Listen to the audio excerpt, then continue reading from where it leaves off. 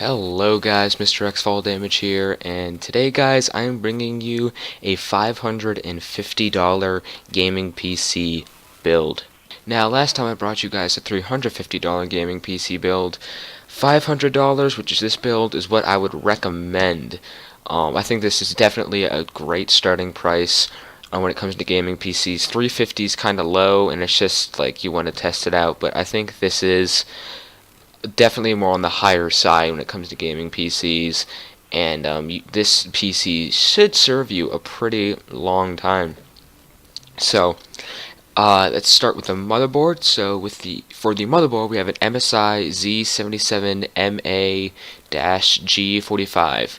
It has an LGA 1155 socket, which obviously means it's an Intel socket. It's a micro ATX motherboard like last build. I still kind of need to stay on the cheaper side, that's why it's micro ATX. It has HDI or HDMI, it has VGA. It supports up to 32 gigs of RAM. It has two PCI Express 3.0 slots, which is great because that means it supports SLI. This is an SLI ready board. Ironically enough, the graphics card I'm giving you is not SLI ready, so you can't slap in another one of the graphics cards I am giving you because that does not support SLI, but the board itself does.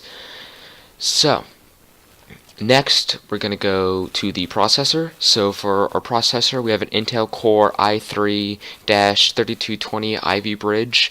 Intel processor, 3.3 gigahertz, LGA 115, as you would probably imagine. It is a dual-core processor, which, I mean, it's not that good, but it's hyper-threaded, so you'll have 4 threads, which is pretty much just having like a quad-core processor.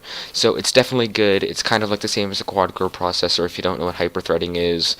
So it's technically dual-core, but because it's hyper-threaded, it's pretty much quad-core. It's a good processor. It's an i3. I know when you think of gaming PCs, you probably think of like, oh, I need a quad-core or 6-core i7 to game. You really don't. You can game with a Pentium if you wanted to. In fact, I almost went with a Pentium in this build, but I figured out my board doesn't support Pentiums. So, I mean, I went with an i3 dual-core hyper-threaded. I thought it was perfect. It should serve you a long time. So, next we're going to go with the graphics card. Here we have an EVGA GeForce GTX 650 1GB, GDDR5 memory, PCI Express 3.0 x16, obviously. This is not a SLI ready graphics card, like I said before, so you cannot put a second one of these in. But other than that, it's a good card, 1 gig of RAM, it's a 650. I'm sure you can overclock this and get some more power out of it. And I think I'm actually going to make a video on how to overclock soon. It's actually not that difficult, but that's not the point. I'm getting off track. It does not have full HDMI, which is kind of sucks, which kind of disappointed me, but the problem is I couldn't fit a card with full HDMI in our budget, so it's a mini HDMI card. Still good, though. It's still high definition. So yeah, this should be a good card. Nice and cheap. So next, let's go on to the RAM. I think this is the same RAM I used in the last build. I think it actually may be slightly different, but it's 4 GB of Kingston DDR3 SD RAM. Again, 1333 megahertz. It's fine. I mean, the RAM is RAM. There's really not that much to say about it. So next, we're going to go with our case.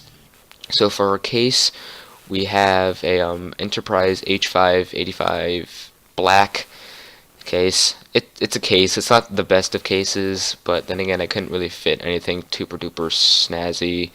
So yeah, it's fine. It should serve you well. Yeah, it has like a side kind of grill, so it can dissipate heat, and it has a back fan, which should be fine. And next we have our power supply, which is a Corsair CX500M 500 watt power supply. Again, it's Corsair, which I used in our last build. Corsair's awesome. Always use Corsair when it comes to power supplies. They're a really good brand. Again, it's an 80 plus bronze certified modular power supply, so it should last you a long time, and you should really have no problems with this.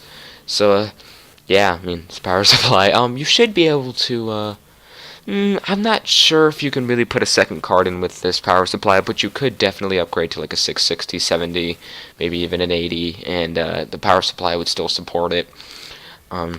So yeah. Okay, so last but not least, we have the hard drive. This is the same hard drive I used in the last build. Unfortunately, I had to keep it at 250 to stay in the price range, only because this time I actually had a GPU this time instead of using integrated graphics. So I went with the Western Digital Blue. It's a 7200 RPM hard drive, 250 gigs, like I said. It should be good. It's not going to be that bad. It's the same one in the last build, so it's not that big of a deal. But still, guys, if you liked this video, please hit that like button. If you would like to subscribe, and I am out.